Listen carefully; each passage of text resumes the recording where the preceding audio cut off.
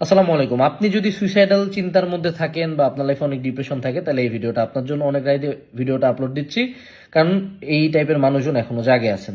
So আজকে একটা news তো অলরেডি দেখছেন, আদিত্য নামের একটা ছেলে সুইসাইড করছে ঢাকা ভার্সিটির ফার্স্ট। যেহেতু সে ঢাকা ভার্সিটির ফার্স্ট, সেহেতু সে ভালো একটা ফুটেজ পাইছে আর কি। তো আপনি তার কথা জানতে পারছেন। বাট প্রতিদিন এরকম অ্যাটলিস্ট মিনিমাম কান্ট্রিতে যদি আপনি স্ট্যাটিস্টিক দেখেন, মোটামুটি 10টার মতো ঘটনা তো কোয়াইট কমন। এবং আপনি এদের মতো কোনো প্যাটার্নও পাবেন না। যদি এমন আপনি বলেন যে না, সফল মানুষজন শুধু করতেছে, তা না। ব্যর্থ মানুষজন করতেছে, প্রেমে ব্যর্থ হয়ে করতেছে, চান্স না পেয়ে করতেছে, আবার যারা লাইফে খুব সফল তারাও সুইসাইড করতেছে। সো অ্যাট দিস পয়েন্ট আপনি অ্যাকচুয়ালি কনফিউজড হয়ে যাবেন যে ভাই, এটার আসলে মেইন কাহিনীটা কি। আবার ডিপ্রেশনের যদি কথা বলেন আপনি, যে খুব সফল সেও ডিপ্রেসড, যে আবার কিছু নাই সেও ডিপ্রেসড। তো আমি আজকে কিছু কথাবার্তা বলবো, some controversial takes and some of my personal experience. আমার মনে হয় আপনার হেল্প হবে, কারণ আপনি যদি ডিপ্রেস থাকেন, আপনি যদি সুইসাইডাল ফিল করেন, তাহলে আপনার মনে হয় কারোর সাথে কথা বলাটাই বেস্ট অপশন। সো প্রথম যে কথাটা, সেটা হলো যে আপনি যখনই সুইসাইডের কোনো নিউজ শুনেন, first of all don't show sympathy. আপনি তাকে ধিক্কার দেন, গালি দেন, ডোন্ট শো সিম্প্যাথি। মনে রাখবেন, আপনি আপনার টাইমলাইনে সেটা শেয়ার দিয়ে সিম্প্যাথি দিলেন। আপনার টাইমলাইনে যে কয়টা, এবং আপনি মিলায় দেখেন, সোশ্যাল মিডিয়া যত বাড়ছে সুইসাইডের টেন্ডেন্সি, সুইসাইডের নিউজ, সুইসাইডের সংখ্যা তত বাড়ছে। এটা খুব সিম্পল ব্যাপার। মানে আপনি যখন একজন মানুষ দেখতেছে যে না, আমি যদি সুইসাইড করি মানুষজন আমাকে নিয়ে খুব বাহবা দিচ্ছে, সিম্প্যাথি দিচ্ছে, সেই ওই মোমেন্টে তার টেন্ডেন্সিটা আরো বাড়া যায়। এবং আপনারা অলরেডি জানেন যে সোশ্যাল মিডিয়া কি জিনিস, এটা আপনারা হয়তো বুঝেন, এটুকু বোঝা উচিত আপনার। সো আপনি তাকে ধিক্কার দিবেন, গালি দিবেন, হ্যাঁ আপনি পাপকে ঘৃণা করেন, পাপিকে না, সেটা ঠিক আছে, সেটা বুঝলাম। কিন্তু সুইসাইডকে কখনো সিম্প্যাথি দিতে যাবেন না। এটা পৃথিবীর কোনো স্টেজেও এটা রাইট না। এটাই আমাদেরকে অলওয়েজ প্রচার করতে হবে ফর দ্য লং বেটারমেন্ট। এখন ধরেন কারো সুইসাইডাল লাগতেছে, আমি আমার পার্সোনাল এক্সপিরিয়েন্স থেকে কিছু কথা বলি। আমি নিজে একবার অ্যাটেম্প নেওয়া একটা মানুষ, এটা অনেক স্টোরিতে আমি বলছি, অনেকে জানেন কিনা জানি না। আমি একটা সময় কন্টিনিউয়াসলি আর্টসটা ফাইট করছি, একটা পুরো 2 বছর একটা না। আমার খুব কাছের একটা ফ্রেন্ড, যার সাথে আমি পাঞ্জায় খেলতাম স্কুল লাইফে, আমরা একসাথে ব্যায়াম করতাম, সে সুইসাইড করছে। আমার একটা কাছের বন্ধুর মা সুইসাইড করছে। এগুলা নিজের চোখে এই ডেড বডিগুলো দেখা, ঠিক আছে। এবং আমার আশপাশে তো ছোটবেলা থেকে এখন পর্যন্ত অসংখ্য নিউজ আমরা পাইছি। তো সেখান থেকে কিছু এক্সপিরিয়েন্স শেয়ার করি। প্রথমত, সুইসাইডাল লাগার বা মানুষের জীবনে মেন্টাল হেলথের প্রথম স্টেজ হলো ডিপ্রেশন।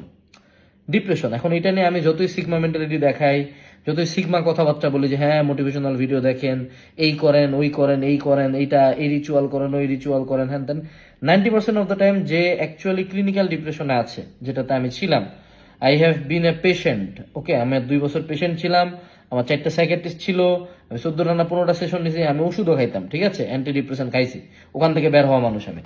তো যাদের এই ঝামেলা থাকে, তাদের অ্যাকচুয়ালি এইসব কথাবার্তা সিগমাতে কোনো ঝামেলা, মানে লাভের লাভ কিছু হয় না। তার প্রথম যেটা দরকার, ইফ ইউ আর ডিপ্রেসড, প্রথম যেই জিনিসটা আপনি করবেন ভাই, find the source. Find the source ভাই, এইটা আমার লাইফের প্রথম কথা ছিল। এবং আমি যত সাইকিয়াট্রিস্ট দেখাইছি, 2টা পয়েন্ট খুব বেশি জরুরি ছিল। একজন মহিলা, উনি বুয়েটেই বসেন, ম্যাডাম খুবই ভালো। উনি আমাকে বলছেন Anas take it all out. আমি প্রচুর ইমোশন জমায় রাখছিলাম, সিগমা দেখাইতে যায়। সো একদিন আমি দরজা লাগাই দিয়ে রুমের মধ্যে মানে 5-6 ঘন্টা কাঁদছিলাম। It felt good.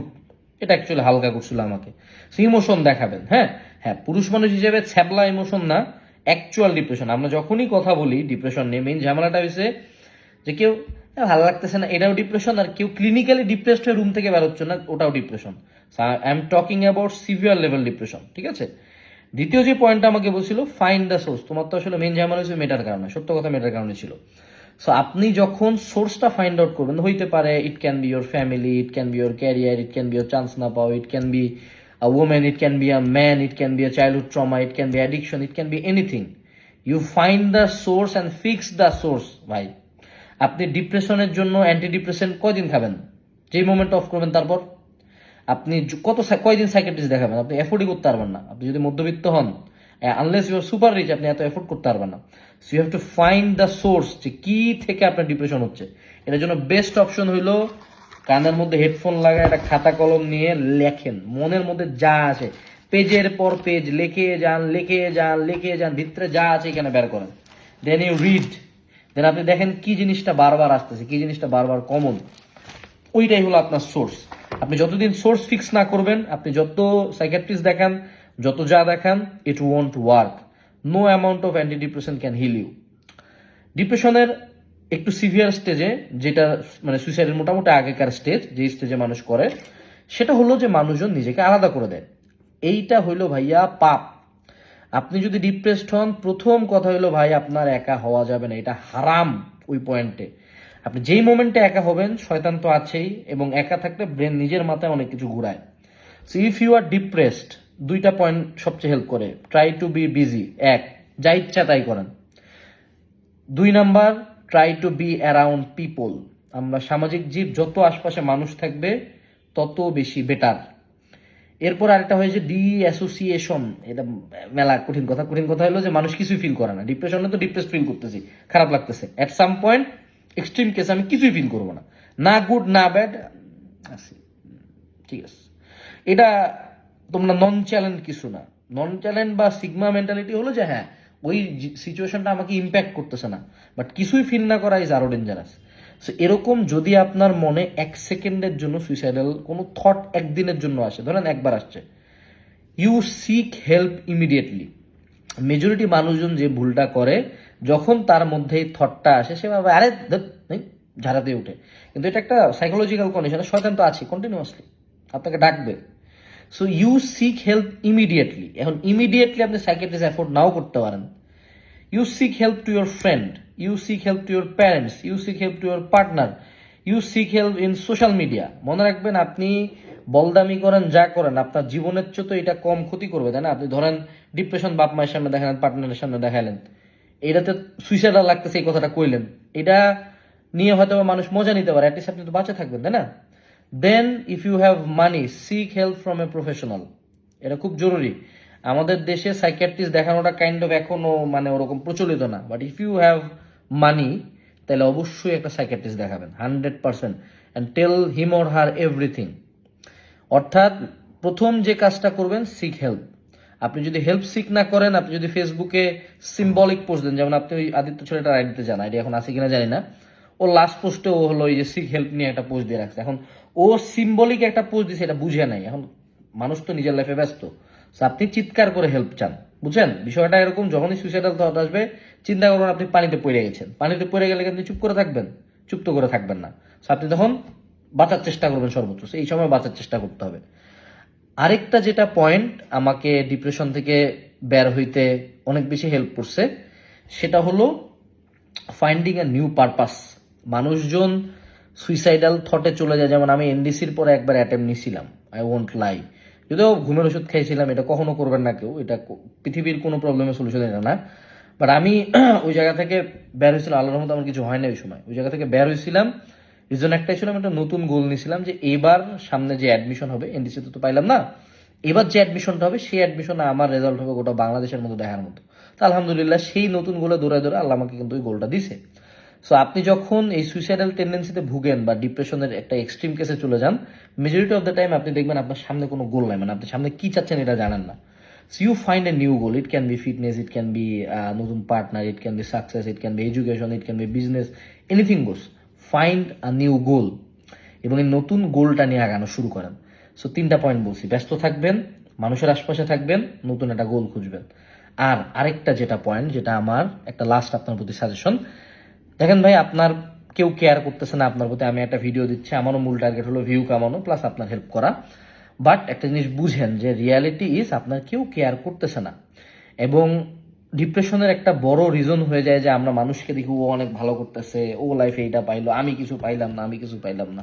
হ্যাঁ, সো এক্ষেত্রে নিচের দিকে তাকাবেন একটু, যে আপনার চেয়ে যারা মনে করেন গরিব মানুষ বা বস্তিবাসী, রাস্তার পাশে রিক্সাওয়ালা, এদের দিকে তাকায় একটা মোটিভেশন নেওয়ার চেষ্টা করবেন।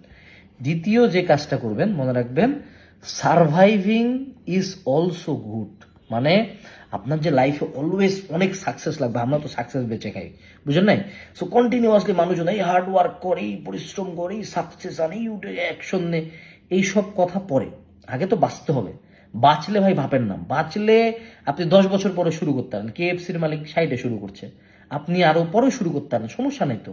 আপনার জীবন তো, যারা এইসব টেন্ডেন্সিতে ভুগতেছেন, আপনারা তো 18 থেকে 24 থেকে 30-এর মধ্যে মানুষজন, আপনার জীবনের হাফ বাকি এখনো, আল্লাহ হায়াত দিলে। সো এর মধ্যে কিছু কিছু সময় আপনি জাস্ট সার্ভাইভ করে যান। আমার জন্য যে 2টা বছর ছিল সবচেয়ে বাজে, 21 আর 22, সেই 21-22 সালে আমার টার্গেট ছিল জাস্ট সার্ভাইভিং, জাস্ট বাঁচে থাকি। এবং 21-22 অনেক প্রতিষ্ঠান অনেক ভালো করছে, বাট আমি তো আমার পার্সোনাল বাঁচে টাকাটা আগে নিছি। ফলশ্রুতিতে এখন আসে আমি আমার প্রতিষ্ঠান নিয়ে ভাবতে পারি, অনেক কিছু করতে পারি। তো 21-22 যদি আমার কিছু হয়ে যেত, তো প্রতিষ্ঠানও থাকতো না, আমিও থাকতাম না। So sometimes surviving is also good. এই যে প্রতি বছর নতুন বছর আসার আগে দেখবেন ডিসেম্বরে যে হ্যাঁ এই বছর এই করছে, তারপর এই করছে, এই অ্যাচিভমেন্ট তার। আপনার অ্যাচিভমেন্ট হয়েছে যে আই সার্ভাইভড, এইটুকু হইলেও ইনাফ। কিছু কিছু মাস, কিছু কিছু বছর জাস্ট ট্রাই টু সার্ভাইভ, এটুকুই বলবো। আর আরেকটা বড় কথা, সৃষ্টিকর্তার কাছে যান। কোনো ধর্মই এটাকে সাপোর্ট করেন, আপনি যে ধর্মাবলম্বী হন না কেন, আপনি এই লাইনে যদি একটু যাওয়ার চেষ্টা করেন, এবং সবচেয়ে মজার কথা, আপনি যদি এই লাইনের লোকজনের কাছে এই প্রবলেমটা নিয়ে যে হেল্প চান, যে ভাই আমার এই থটটা মাথায় আসতেছে, they will help you 1000 times more than any psychiatrist. So এটাই কথা, বাঁচে থাকতে হবে। পৃথিবী অনেক সুন্দর, পৃথিবী থেকে চলে যাওয়া যাবে না। আপনি যদি জীবনের গুরুত্ব বুঝতে চান, জীবন কতটা প্রেশাস এটা বুঝতে চান, আপনি একটু যে কোনো হসপিটালের ক্যান্সার ওয়ার্ডে একটু যাবেন, একটু পঙ্গু ওয়ার্ডে যাবেন, একটু হলো ইমার্জেন্সিতে যাবেন। You see people are just fighting for single breath, যে একটু বাঁচি জীবনটাতে। হ্যাঁ, মানুষ 70-এ মরতে চায় না। এবং আপনি আপনার জীবনের এত সুন্দর একটা গিফট, যেটা মহান আল্লাহ তাআলার পক্ষ থেকে আপনাকে দেওয়া, এবং তার একার পারমিশন আছে আপনার এটা নিয়ে নেওয়ার, এই গিফটটা নিজের হাতে নষ্ট করিয়েন না। আপনি একা না, বাট আপনি আসলেই একা। কিন্তু একা ফাইট করে জিততে হওয়াটাই জীবনের সবচেয়ে বড় যোদ্ধা। বিশ্বাস করেন, আপনাকে জীবনে সবচেয়ে বেশি ফাইট করতে হবে আপনার নিজের মাথার সাথে, আর কারোর সাথে না। এবং এই ফাইটটাতে আপনাকে জিততেই হবে। আসসালামু আলাইকুম, টাটা।